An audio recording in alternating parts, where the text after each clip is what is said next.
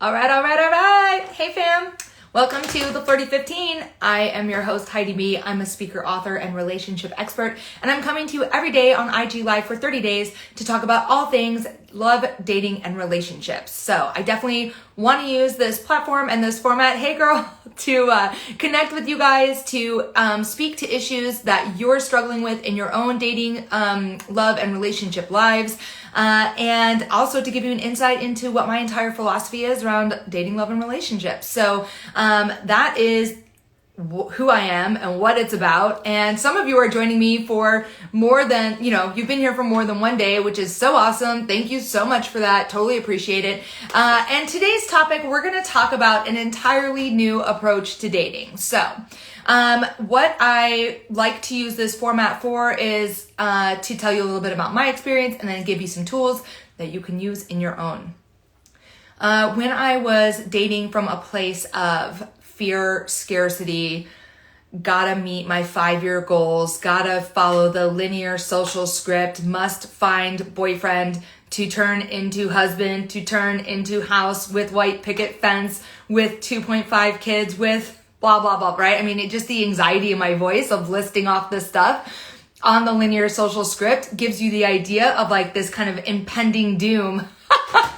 The walls are closing in. When we look at dating from that mindset of this is part of the process, it's part of the thing that I must do, it's part of checking off the list in order to meet the accomplishments that are constructed around me, we can come at it from like a really controlling place. And it's interesting, right? To be in a scarcity mindset and to have that manifest as like control, that I have to make this square peg. Oh my God, this is like literal and figuratively, that I have to make the square peg fit in the round hole. This square peg will do, it's going in this hole, right? So, oh my God, I did not expect to get so graphic this morning, truly.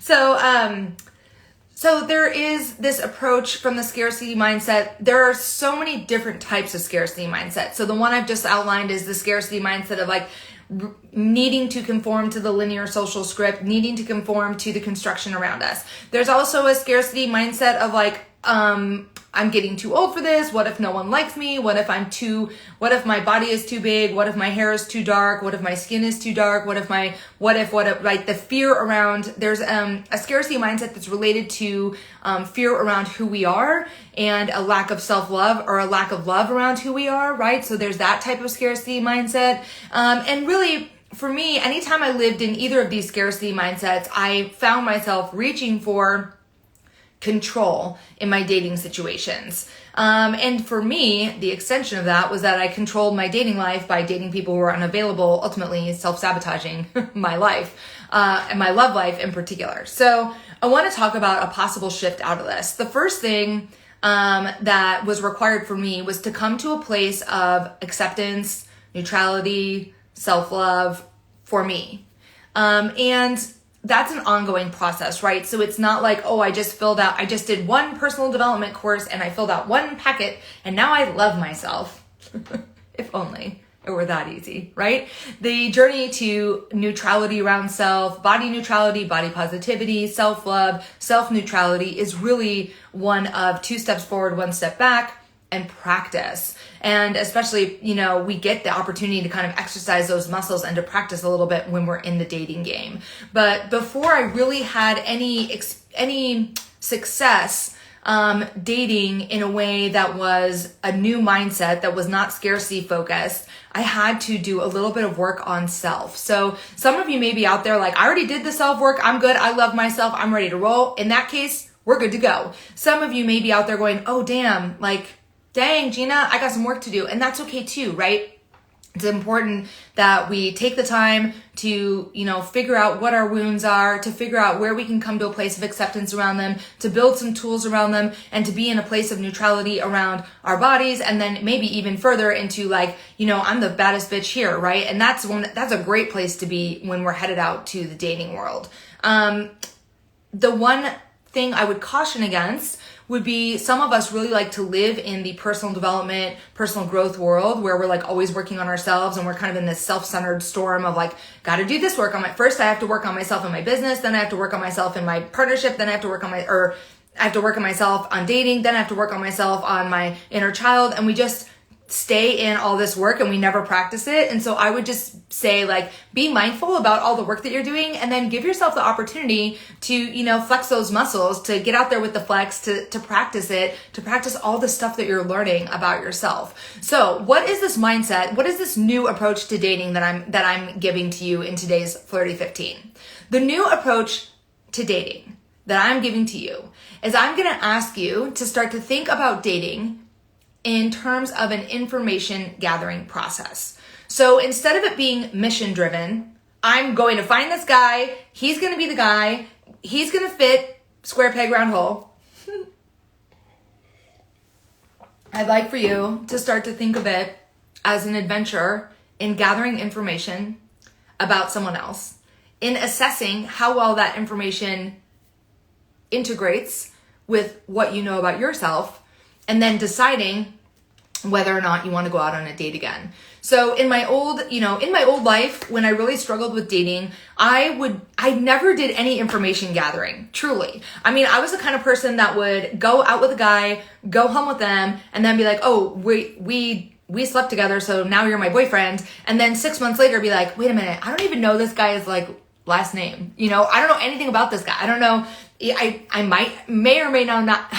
I may or may not know what he does for work. I may or may not know his last name. I might know nothing about his family. I guarantee you I knew nothing about what he valued.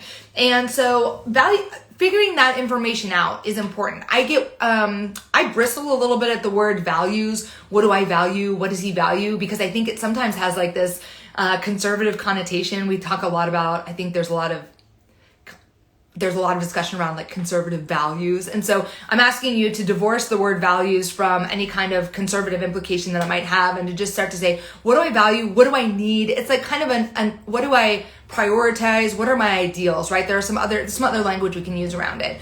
But so I'm going to encourage you to start to think about dating as an information gathering session. So First of all, I want you to get to a place where you are feeling good about yourself, where you're feeling, either body neutral, body positive, where you're feeling confident about your choices, where you're feeling grounded. I mean, it's more than feeling good. It's about feeling grounded in knowing who you are and what you want and what you strive for in your relationships. And that might be, hey, I know who I am. I know what I want. And right now I don't want a relationship. That's awesome. Date, do all the dating, have all the fun. Be you and honor that intuitive guidance that you're getting. You might also be in a place where you're like, I'm grounded, I know what I want, and I'm ready for a relationship. That can also be fun, by the way. It doesn't have to be serious, but it does mean that you're going to have a little bit of a different strategy when you date, meaning that this is really where it's important, so that you don't waste your time or anyone else's, that you start to go, okay, if I'm getting serious about a relationship, what is it that I value or that I need in terms of a partner? So if you've been around here for a minute, you know that we've already talked about an ideals list. Hopefully you've made one at this stage. If you haven't, I would encourage you to take a minute. I'm not going to go into depth here. There's other videos about the ideals list. I would take a minute to just make an unlimited list of the ideals that you're looking for in a partner. It's a good benchmark to have. And then if you want to, this is a great tip. It's from my girlfriend, Kendall Merritt. She and I actually offer a relationship intensive, which is so awesome. You should check that out. Then her tip is this, to take that list, the unlimited list, and narrow it down to 5. Your top 5 non-negotiables. Then what you do with that is you keep it with you in your back pocket, you put it in your purse. You want to have easy access to that top 5 list so that when you're out on dates, you can easily, afterwards you go to your car, you've said goodnight, you can get your purse out and have a look, how does he really line up with these 5? Where does he really land on these top 5 things that I really, really care about, right? So when you think about it this way, now you're approaching the dating game from the idea of almost being, almost like a detective. You got to get your hat out, you got your magnifying glass, and you need to be curious about dating. That is the critical piece to approaching dating as if it's an information gathering experience. So when you can start to get curious about who you're dating, you can start to ask some questions that really go beyond just what do you do? Oh my God, do you like to travel? Right? Everybody likes to travel. I don't know. I don't think I ever met anyone who didn't like to travel. Everybody likes to talk about it on the first date, about their trip to Costa Rica and how mind-blowing it was and like how the coffee was so great, right? Everybody likes to do that. So it's good. I'm glad, you know, it's an awesome topic of conversation. It's something fun to chit chat about. But what we need to do is get to a deeper level of understanding with the person we're dating and start to figure out, what do they really think about things? And do their thoughts about those things align with my thoughts about those things? And do I care if they don't? Oh my God, tiger petting photos. Rachel's like, oh my God, I don't need to see another photo of you petting a tiger. It's actually a total turn off because tigers shouldn't be in cages. Bye. Yes, queen. So, oh my God, I totally lost my train of thought, but I needed that laugh because I felt like I was going deep on this stuff. So, you got to get curious. You got to get curious. So the point is that, you know, it's important. It's fun to have that lighthearted conversation. It's part of dating. We all have that kind of get to know you chit chat. Look at this cool thing that I did. Look at when I got to go. Oh, hey girl, look at when I got to go to the Obama White House or whatever, right? All cool stuff. Still important to know. But I want you to get curious and start to ask. The beautiful thing is when you have your top 5 non-negotiables outlined or you've done your list of your ideals, that gives you an idea of like, what do I need to ask about? What do I care about? And to that end, what do I need to ask about? So for example, you may or may not do this on the first date. Depends on like how well you're getting along, how comfortable you feel with the person, whatever. But like if one of the things that you really care about is that the person you date is spontaneous. The beautiful thing about talking about the trip to Costa Rica or the tiger petting photos is that it gives you the opportunity to say, oh, that's so neat. And was that trip spontaneous? Yes or no? Oh my God, yeah, we grabbed the tickets last minute. It was totally crazy. Or, you know, once they answer that question, like, sometimes the IG Live is tough. Is spontaneity something that matters to you? Were you spontaneous in your last relationship? What was the most spontaneous thing you did, right?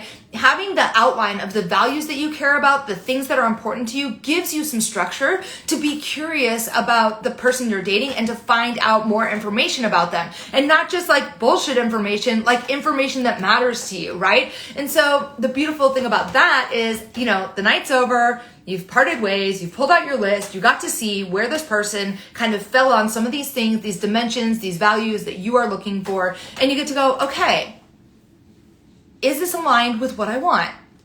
This is what I want. I have it written down on paper right here.